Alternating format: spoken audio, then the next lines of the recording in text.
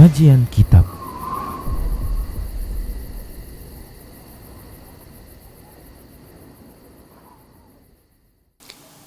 Bismillah, assalamualaikum warahmatullahi wabarakatuh.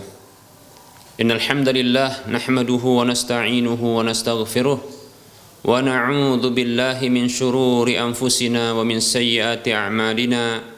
Man yahdihillah fala mudilla lah wa man yudlilhu fala hadiyalah.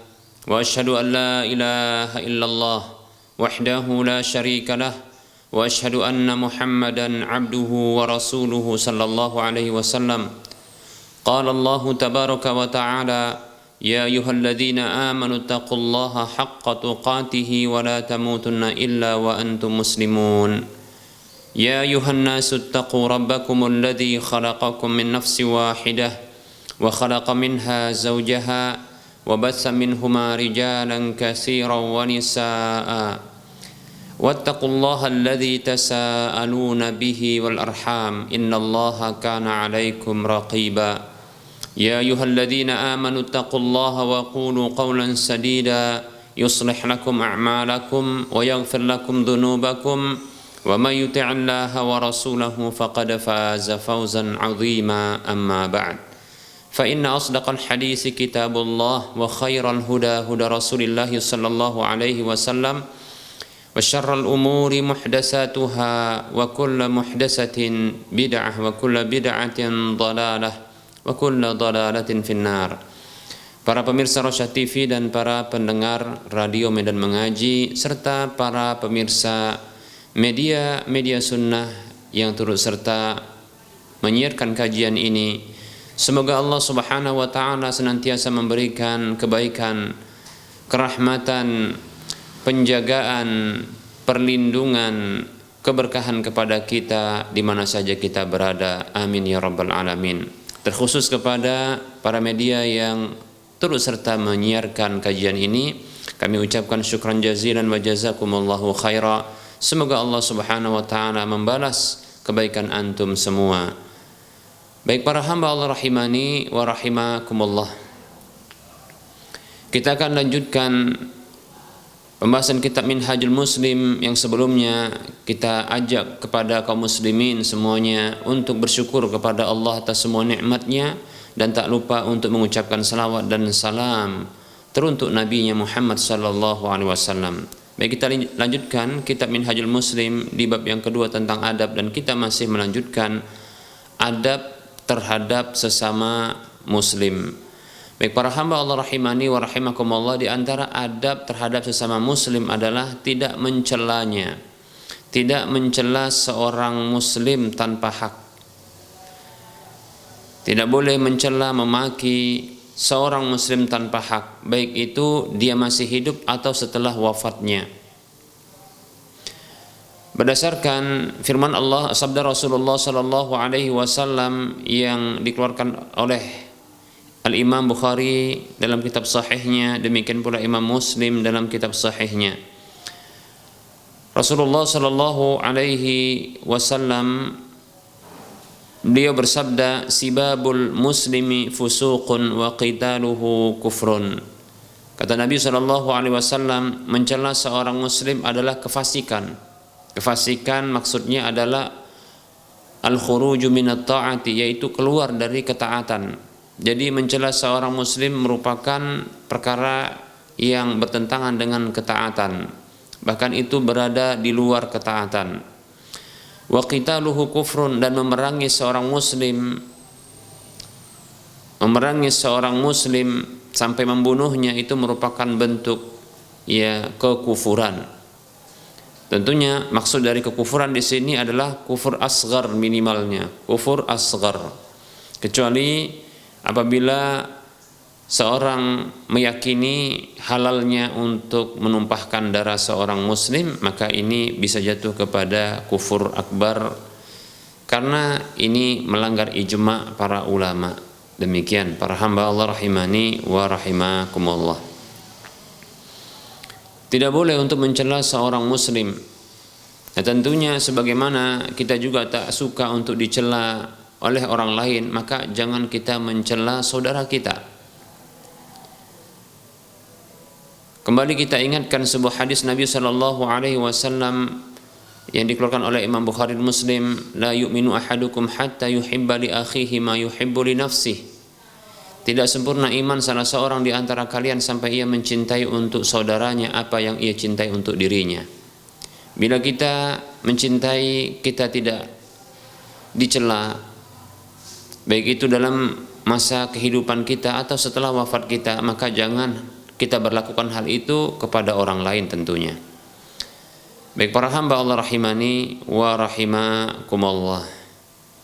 Bahkan celaan kepada seorang muslim, memberikan tuduhan buruk kepada seorang muslim, bahkan memberikan vonis, ya, dengan vonis-vonis keburukan seperti kefasikan dan kekufuran, maka hal ini akan menyebabkan kembalinya tuduhan dan vonis itu kepada pelakunya bila tidak benar sasaran dari vonis tersebut. Baik para hamba Allah rahimani wa rahimakumullah, dalam sebuah hadis yang diriwayatkan oleh Imam Ahmad dalam musnadnya, Rasulullah sallallahu alaihi wasallam bersabda, la yarmi rajulun rajulan bil fisqi awil kufri illa irtadda alaihi illam yakun sahibuhu kadzalika. Hadis ini berbunyi yang artinya, janganlah sampai ada seorang yang menuduh seorang yang lainnya itu dengan kefasikan atau kekufuran.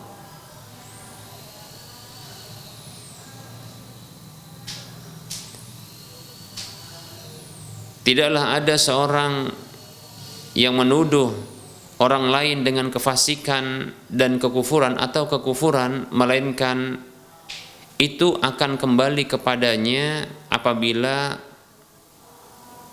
objek vonis atau tuduhan tersebut tidak demikian. Baik para hamba Allah rahimani wa rahimakumullah. Jadi bukanlah perkara ringan ketika menuduh seseorang jatuh ke dalam kefasikan dan kekufuran. Ya, tidak mudah ya perkaranya ketika serampangan dan sembarangan menuduh seorang muslim ya dengan kefasikan dan kekufuran. Baik para hamba Allah rahimani wa rahimakumullah. Jadi mengumbar vonis ya, ini mengumbar vonis kepada individu-individu atau pihak-pihak tertentu, maka ini sesungguhnya berbahaya bagi pribadi yang mengumbar vonis tersebut. Karena apabila tidak benar tuduhan vonis itu, maka akan kembali kepadanya. Baik para hamba Allah rahimani wa rahimakumullah.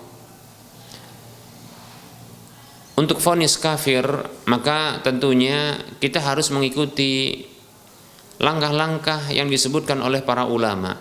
Disebut dengan dawabitut takfir atau ad-dawabit fit takfir, yaitu langkah-langkah, kaedah-kaedah di dalam menjatuhkan vonis kafir.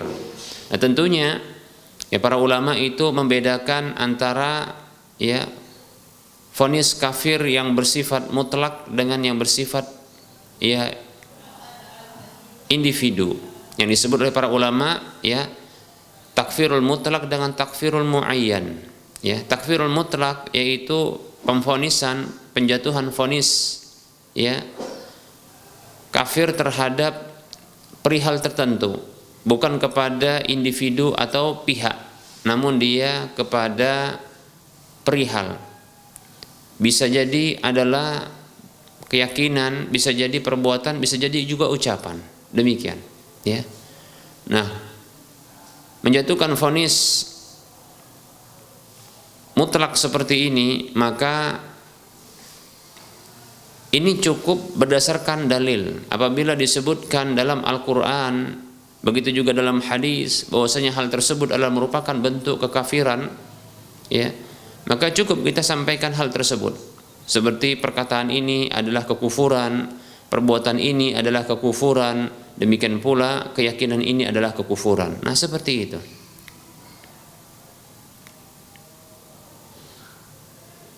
Baik para hamba Allah rahimani wa rahimakumullah. Namun tentunya berbeda ketika hendak menjatuhkan vonis terhadap individu tertentu. Menjatuhkan vonis pada individu tertentu, baik itu pribadi atau pihak-pihak, ya, komunitas, jamaah, maka tidak boleh kita serampangan, ya, serampangan tidak boleh, karena sesungguhnya vonis itu merupakan, ya, pemberlakuan hukum, yaitu menyematkan satu hukum kepada individu tertentu.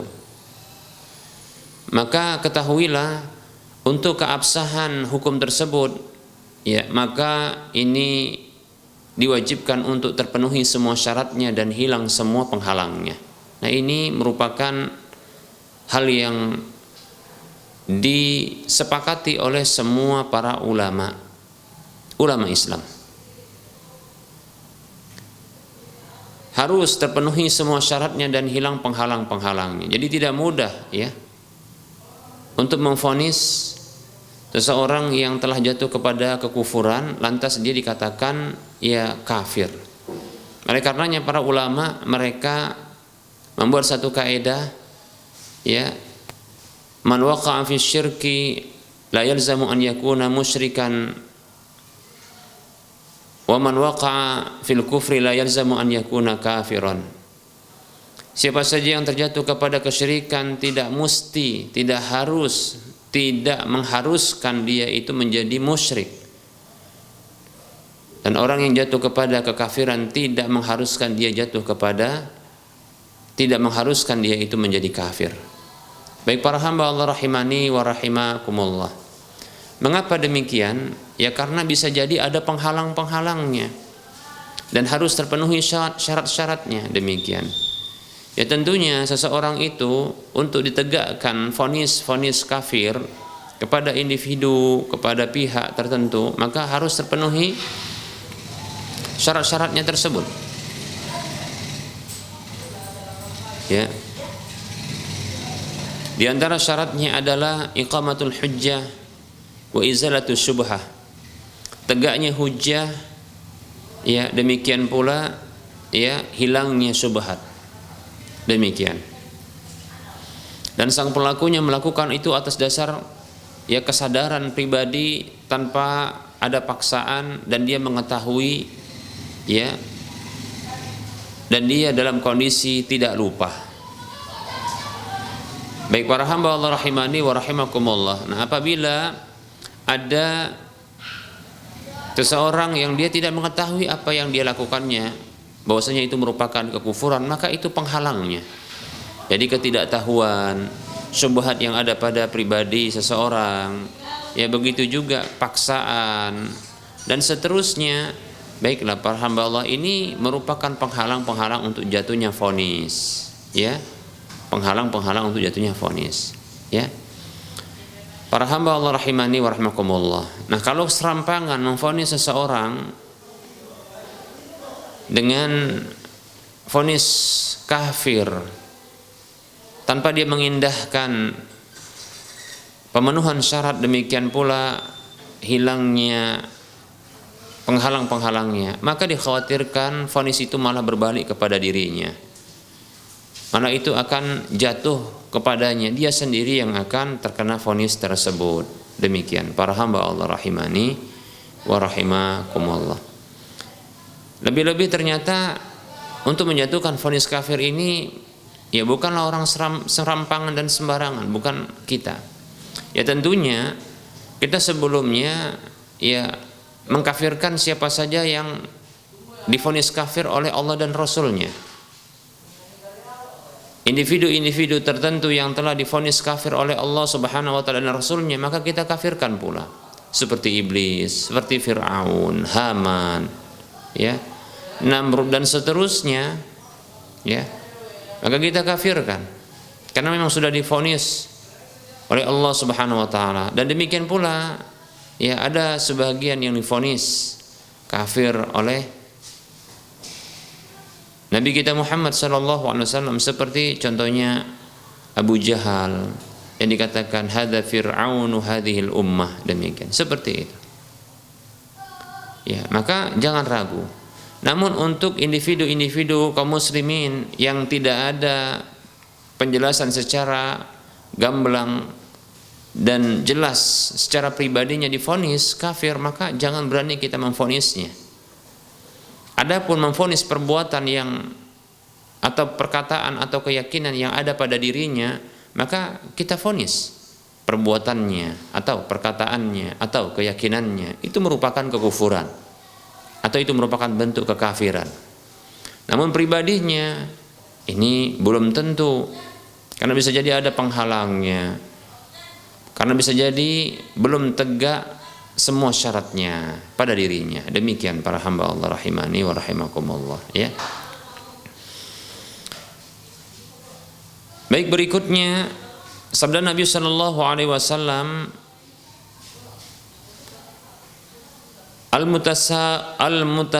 al-mutasabani ma qala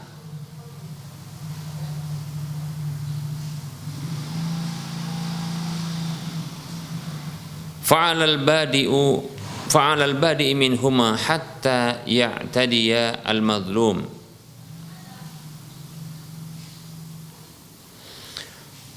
Ini hadis dikeluarkan oleh Imam Ahmad dalam musnadnya juga, ya. Dua orang yang saling mencela itu sesuai apa yang mereka katakan, maka atas orang yang memulai dari keduanya.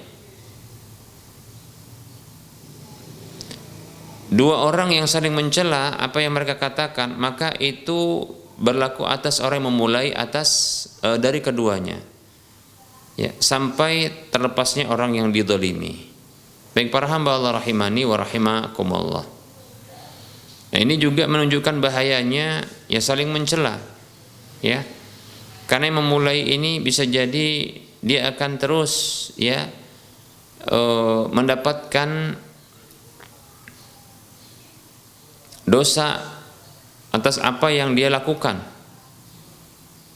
karena dia telah memulai hal tersebut, ya, memulai mencela, lantas orang yang lainnya pun mencelanya karena celaannya. Dia memulai celaan tersebut sehingga orang lain pun ya membalas celaannya. Seterusnya seperti itu, ya. Oleh karenanya ya sudahi ya meminta maaf terhadap orang yang dizalimi tersebut, ya. Baik para hamba Allah rahimani wa rahimakumullah. Berikutnya Rasulullah sallallahu alaihi wasallam bersabda dalam hadis yang diriwayatkan oleh Imam Bukhari dan Muslim, Imam Bukhari dan Imam An-Nasa'i serta Al-Hakim.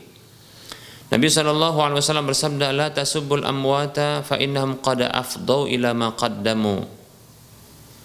Nabi sallallahu alaihi wasallam bersabda, janganlah kalian mencela orang-orang yang telah mati, karena sesungguhnya mereka telah sampai kepada apa yang telah mereka lakukan, yaitu mereka telah sampai dari apa yang mereka telah lakukan, baik itu berupa kebaikan maupun keburukan, dan mereka akan mendapatkan balasannya. Tidak perlu dicela. Andaikan dia orang yang berbuat baik, maka tidak layak dia dicela. Bahkan dia sudah mendapatkan kebaikan dari apa yang dilakukannya di alam barzakh. Dia mendapatkan kebaikan dari apa yang dilakukannya. Nah, kalau dia orang buruk, maka tidak perlu dicela pula, ya. Walaupun di dunia barangkali dia layak untuk dicela karena keburukannya, namun ketahuilah Rasulullah melarang kita untuk mencelanya, ya. Karena dia telah mendapatkan apa yang dilakukannya berupa keburukan. Baik para hamba Allah rahimani wa rahimakumullah. Nah, ini betapa beradabnya seorang muslim atas muslim yang lainnya. Sampai-sampai orang yang buruk pun itu tak usah dicela. Orang buruk pun tak perlu dicela, ya. Walaupun dia telah wafat, malah sebaiknya selayaknya seorang muslim kasihan kepada orang yang buruk tersebut. seorang muslim mendapatkan saudaranya yang berbuat keburukan, yang telah wafat, maka hendaknya dia mendoakan kebaikan.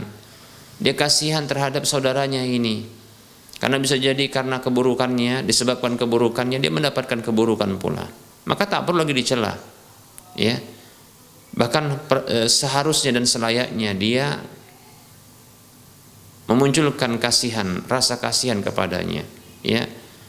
Malah mendoakan kebaikan untuknya, ya, mendoakan agar diampuni dosa-dosanya, dimaafkan kesalahan-kesalahannya, diberikan rahmat oleh Allah Azza wa Jalla, dilapangkan kuburnya, diangkat siksanya, ya, diberikan dari nikmat-nikmat, ya, di alam barzakh sana. Baik para hamba Allah rahimani wa rahimakumullah. Berikutnya para hamba Allah rahimani wa rahimakumullah, Rasulullah bersabda sallallahu alaihi wasallam, minal kabairi syatmur rajuli walidayhi. Termasuk dosa besar adalah seorang mencela kedua orang tuanya. Para sahabat bertanya pertanyaan yang menunjukkan keanehan. Kok ada orang yang mencela orang tuanya? Ya mestinya dia cinta dan sayang dengan orang tuanya. Bahkan dia marah kalau ada orang yang mencela orang tuanya. Kok malah dia yang mencela kedua orang tuanya? Makanya pertanyaannya, wa hal yastumur rajulu walidayhi? Apakah ada seseorang yang berani mencela kedua orang tuanya atau mau mencela kedua orang tuanya? Qala na'am. Kata Nabi sallallahu alaihi wasallam, iya, ada. Yasubbu rajulu abar rajuli fayasubbu abahu fayasubbu ummahu fayasubba ummahu. Ya. Ya, ada seseorang yang mencela ayah orang lain. Lalu orang yang dicela tersebut mencela ayahnya. Dia mencela ibu orang lain. Lalu sehingga orang lain itu mencela ibunya, demikian. Nah, seperti itu. Hadis ini hadis riwayat Muslim. Baik para hamba Allah rahimani wa rahmakumullah. Nah, inilah ya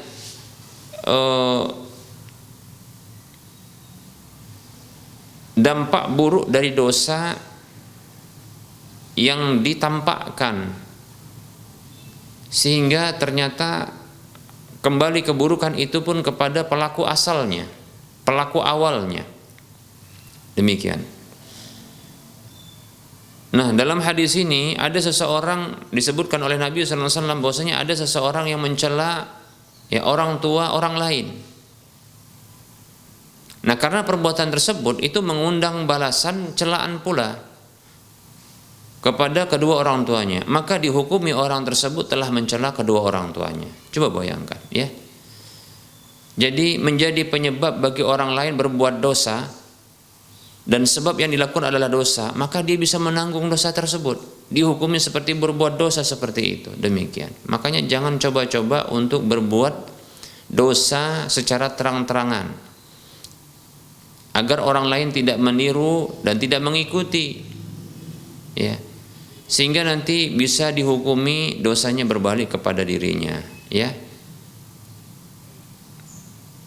Dia mengkoleksi dosa-dosa orang lain karena orang lain menirunya, orang itu mengikutinya. Demikian para hamba Allah rahimani wa rahimakumullah. Baik, barangkali ini materi yang bisa kita sampaikan pada pertemuan kali ini. Kita buka saja sesi soal jawab bagi para pemirsa dan para pendengar yang ingin berinteraktif, bertanya langsung, silahkan hubungi nomor layanan kami 08 12 12 12 8834. Baik para hamba Allah rahimani wa rahimakumullah, bagi yang ingin bertanya lewat tulisan, maka bisa diarahkan dengan tulisan chatting WhatsApp di nomor yang sama, ya, di nomor yang sama.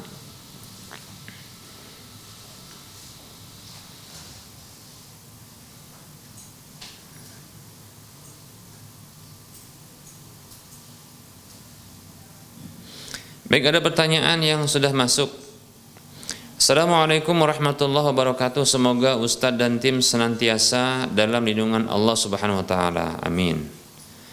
Akhwat, 41 tahun dari Tangerang. Barakallahu fiik. Bertanya Ustaz, jika seseorang bekerja di perusahaan yang bergerak di bidang penjualan peti mati dan rumah duka untuk non-muslim, apakah gaji yang diterima halal Ustaz? Mohon penjelasannya. Jazakallahu khaira Ustaz. Wassalamualaikum warahmatullahi wabarakatuh.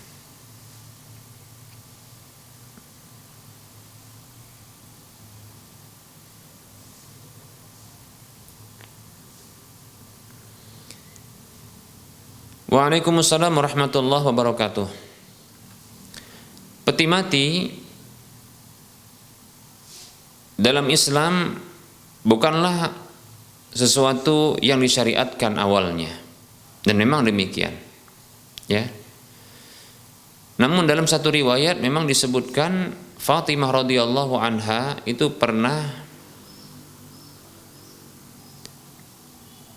dikuburkan dalam peti mati, lalu dikuburkan di tanah. Permintaan ini atas dasar wasiatnya dikarenakan Fatimah seorang yang memiliki rasa malu yang begitu besar.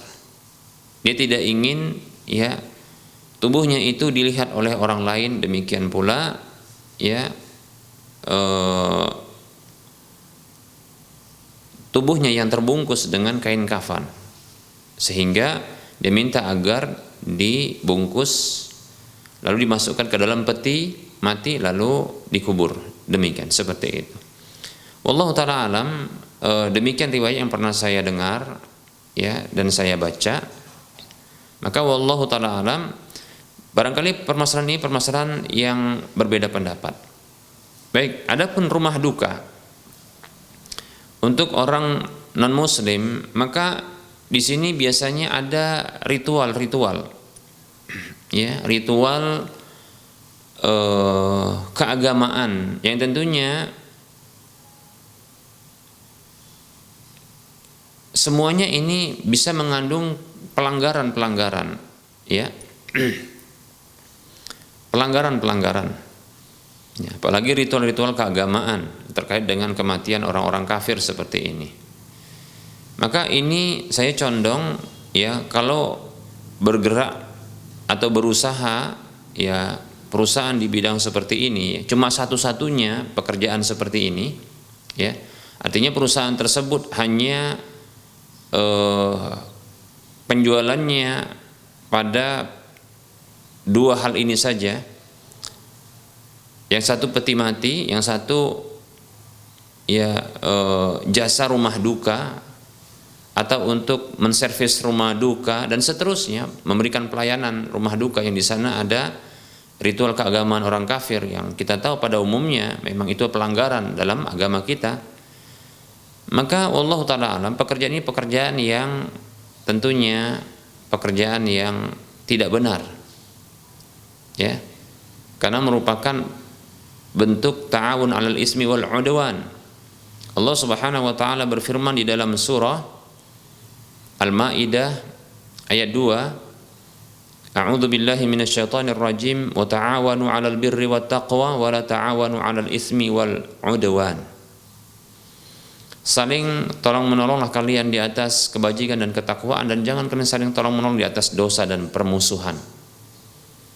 Ritual keagamaan orang kafir tentunya dosa, bisa jadi juga mengandung kekufuran dan kesyirikan, demikian. Bila perusahaan tersebut hanya bergerak di bidang usaha seperti ini saja, tidak ada yang lain, ya, tidak ada furniture, tidak ada hal-hal yang dijual yang halal yang lain, hanya cuma ini saja, maka bisa diprediksi bahwasanya ya, ini bentuk ya memberikan bantuan kepada orang kafir untuk melakukan dosa, dan itu tidak dibenarkan. Tentunya berpengaruh bagi gaji, ya, berpengaruh bagi gaji yang didapatkan, ya, karena bentuk bantuan terhadap ya dosa. Wallahu taala a'lam, ya. Bisa ditanyakan kepada ustadz yang lain tentang hal seperti ini, ya, barangkali berbeda ya jawabannya dengan jawaban yang telah saya sebutkan, ya. Tapi ini jawaban saya Sependek pengetahuan saya, wallahu taala alam.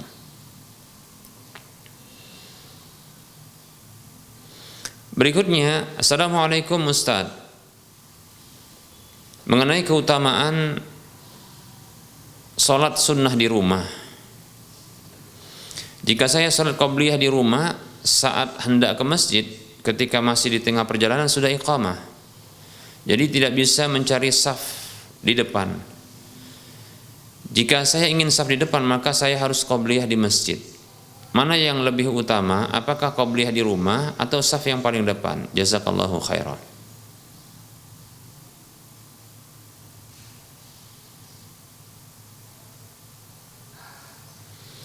Waalaikumsalam warahmatullahi wabarakatuh.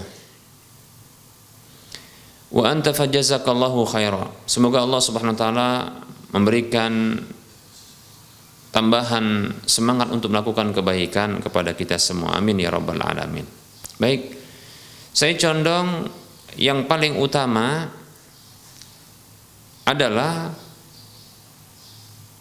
sholat bersama dengan imam di saf yang terdepan. Ya, ini yang lebih utama.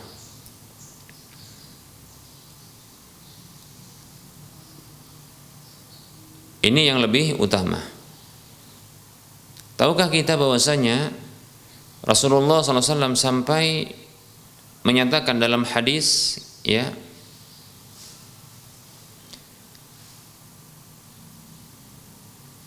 idza uqimatis salatu fala salata illal maktubah. Apabila telah diiqamatkan salat itu, maka tidak ada salat kecuali yang wajib. Menunjukkan keutamaan untuk salat berjamaah dengan jamaah, ya, dengan salat wajib tersebut. Sampai-sampai salat sunat itu pun ditiadakan, ya. Maka ini menunjukkan bahwasanya salat wajib lebih utama. Dan yang terkait dengan salat wajib adalah berjamaah salat wajib. Dan ini tentunya adalah terkait dengan salat berjamaah. Karena ada iqamat, ya, dari pihak yang lain, dari muadzin, ya, seperti itu. Jadi ini lebih utama salat berjamaah, dan tentunya, ya, salat berjamaahnya, nah ini saja salat berjamaahnya, baik itu di saf yang terbelakang pun karena mendapatkan seperti itu, maka tidak ada salat ketika itu, ya, salat sunat maksudnya, ya. Nah, ini menunjukkan bahwasanya sesuatu yang terkait dengan salat wajib berjamaah itu lebih utama. Termasuk diantaranya adalah mengambil posisi di depan, di saf yang paling depan. Ini lebih utama, ya, lebih utama. Baik para hamba Allah rahimani wa rahimakumullah. Maka betul bahwasanya melakukan salat sunat qabliyah itu anjurannya adalah di rumah, ya. Walaupun kita katakan tidak semua salat qabliyah itu dianjurkan untuk di rumah. Seperti salat subuh, betul qabliyahnya itu dianjurkan di rumah, ya. Tapi ada pun salat qabliyah yang lainnya tidak ada disebutkan, ya, anjuran untuk di rumah. Seperti contohnya salat, ya, qabliyah asar, qabliyah maghrib, ya, qabliyah isya, qabliyah zuhur, ya, tidak ada, ya, penyebutan hal tersebut, anjuran untuk di rumah, ya. Secara umum, ya, salat sunat itu dianjurkan di rumah. Tapi kita katakan ternyata Nabi SAW juga pernah melakukan salat sunat di masjid, ya, seperti itu. Maka di sini tidak mesti, ya, untuk selalu melakukan salat sunat di rumah. Maka untuk mempraktekkan hadis tersebut, ya, yang hadisnya berbunyi Nabi SAW bersabda yang artinya, ya, salat yang paling afdol adalah salat, ya, kalian di rumah kalian kecuali salat fardu. Demikian, seperti itu.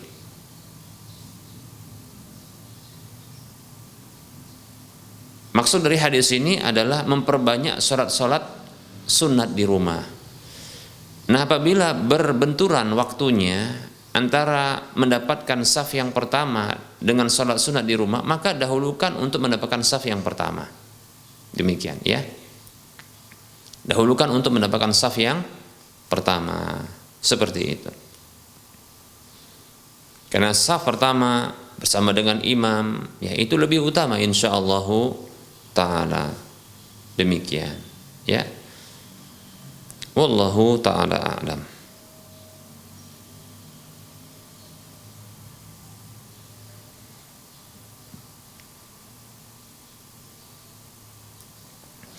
Baik, ada pertanyaan. Assalamualaikum Pak Ustadz.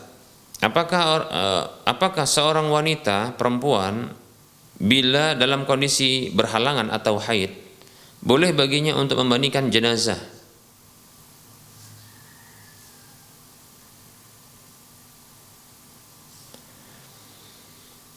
Waalaikumsalam warahmatullahi wabarakatuh. Jika yang dimaksudkan adalah jenazah wanita juga, atau jenazah tersebut adalah suaminya, atau jenazah tersebut adalah anaknya, ya anak kecil, ya yang wafat miliknya, anaknya sendiri, maka saya tidak pernah mendapatkan satu dalil pun wanita yang haid itu dilarang untuk memandikannya. Ya, saya tidak menemukan adanya satu dalil pun, ya, adanya larangan bagi wanita yang haid itu memandikan jenazah yang boleh untuk dimandikannya. Ya. Jadi wallahu taala alam, saya condong boleh. Ya. Saya condong boleh. Bahkan bukan merupakan syarat, ya, bukanlah merupakan syarat, ya, membantu orang lain untuk bersuci itu dia harus suci, tidak mesti.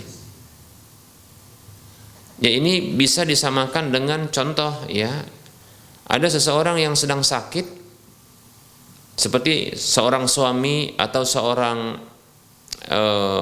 ibu yang sedang sakit, ya, seorang ibu yang sedang sakit dan dia harus sholat dan dia harus berwudu, namun dia tidak mampu untuk bisa berwudu kecuali harus dibantu dengan orang lain. Lantas anak wanitanya dalam kondisi haid pula,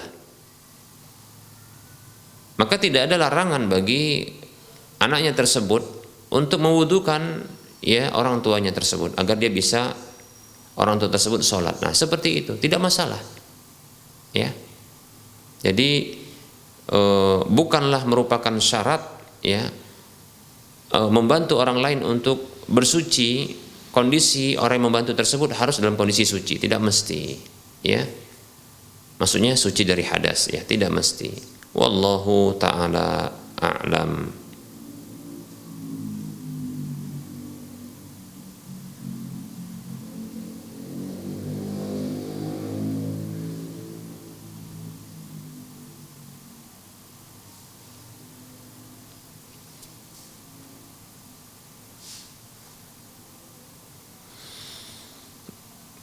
Ini ada pertanyaan. Assalamualaikum warahmatullahi wabarakatuh.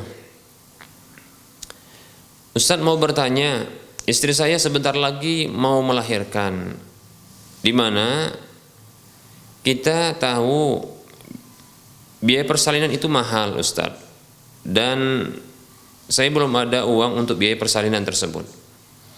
Dan keluarga menyarankan saya untuk ikut BPJS Kesehatan. Apabila ikut BPJS akan memurahkan biaya persalinan tersebut. Yang jadi pertanyaan, apakah boleh mengikuti BPJS Kesehatan dengan situasi tersebut, Ustaz? Dan apa hukum mengikuti BPJS Kesehatan? Syukran jazakallahu khairah.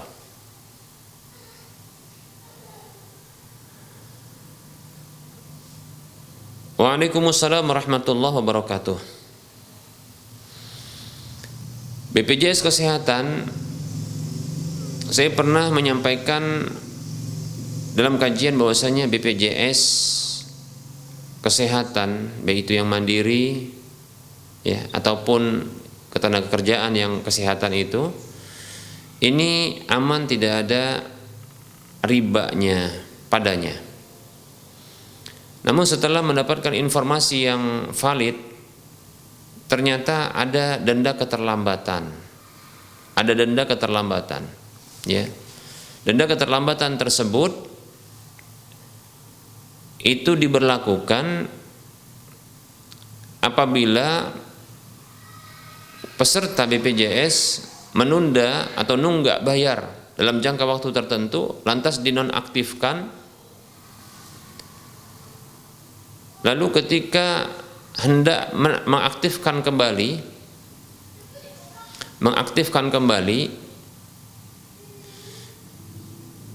dan lalu setelah dibayar premi tunggakannya, maka apabila digunakan kurang dari 45 hari, maka di sini ada denda keterlambatan yang dibayarkan kepada pihak BPJS. Ya. Setidaknya apabila seseorang ingin ikut BPJS, lantas dia akan terus membayar, ya, akan terus membayar, tidak akan nunggak bayar. Maka disebutkan di sini, ya, bahwa hal tersebut, orang yang demikian ini akan jatuh kepada kesepakatan atas riba, menyepakati adanya riba, yaitu denda keterlambatan. Walaupun dalam praktek tidak jatuh kepada riba, tapi dalam akad, penyepakatan akad saja, ya. Nanti kalau digunakan kurang dari 45 hari, maka dia akan jatuh kepada riba. Nah, seperti itu, ya. Walaupun dalam praktek tidak jatuh kepada riba. Nah, seperti itu. Namun apabila ternyata benar-benar ketika tidak mampu untuk bayar preminya, lantas dinonaktifkan, lalu ketika hendak ingin menggunakan kartu anggota atau kepesertaan tersebut, ya, setelah dilunasi preminya lalu digunakan kurang dari 45 hari, maka ini benar-benar akan terjatuh, ya, kepada praktek riba, karena, ya, biaya cas dari rumah sakit itu akan ditanggung, ya, akan dibebankan kepada peserta tersebut, ya, dan dibayarkan bukan ke rumah sakit, tapi dibayarkan kepada pihak BPJS. Demikian. Nah, inilah yang disebut dengan dendanya. Nah, seperti itu. Berbeda halnya apabila dibayarkan ke rumah sakit, maka ini adalah akad yang terpisah. Hanya saja pihak BPJS mengkabarkan hal itu kepada peserta.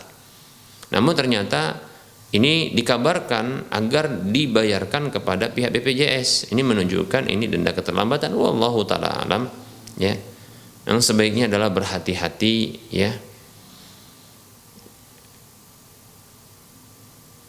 Demikian, ya. Saya pribadi condong untuk memang saat ini menghindari, kecuali apabila nanti pihak, ya, pemerintah mewajibkan, ya.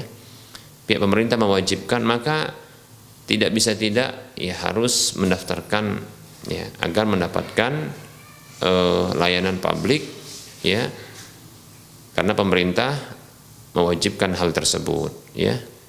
Wallahu taala a'lam. Namun bagi para peserta BPJS yang sudah terlanjur ikut serta karena ketidaktahuan, maka silahkan lanjutkan, karena sesungguhnya ketidaktahuan terhadap kesepakatan akad ribanya ini dimaafkan. Adapun berikutnya saya sarankan silahkan lanjutkan dengan syarat untuk tidak telat bayar, agar tidak dinonaktifkan. Ya, seperti itu. Baik, ya. Baik, barangkali ini yang bisa saya sampaikan. Wallahu a'lam.